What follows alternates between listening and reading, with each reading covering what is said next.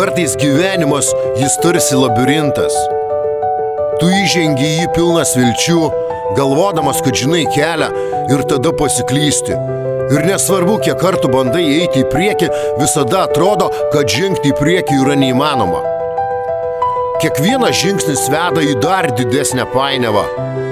Aš nenoriu būti prarastas, bet kasgi atsitinka, kai pameti save, kai nebežinai, kas esi, kur eini ir kodėl čia esi.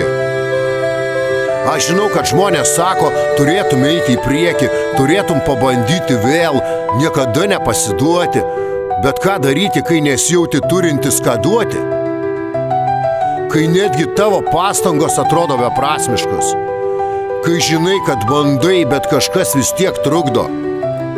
Tas vidinis balso šnipštimas, kuris sako, tu nesugebėsi, kiek dar gali stengtis.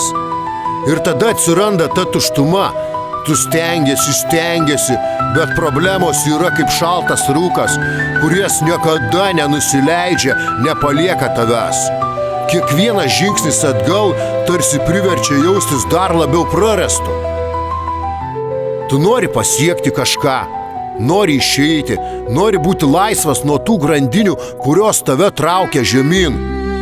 Bet jos niekur nesitraukia. Jos įsikūrė į tave, į tavo galvą, į tavo širdį ir klausia, ar verta bandyti vėl. Bet tu žinai, kad nors ir sunku, nors ir atrodo, kad viskas eina prieš tave, vis tiek nori pabandyti dar kartą. Ir galbūt tai yra vienintelė priežastis, kodėl nesitrauki, nežinai, kad jei dabar pasiduosi, prarasi viską. Ir galbūt jei dabar nesimato šviesos gale, gal ji yra tik už kito kampo. Bet kaip žinoti, jei nepabandysi? Gal aš pasiklydau, gal aš nežinau, kur einu. Bet kol aš kvėpuoju, aš vis tiek turiu šansą.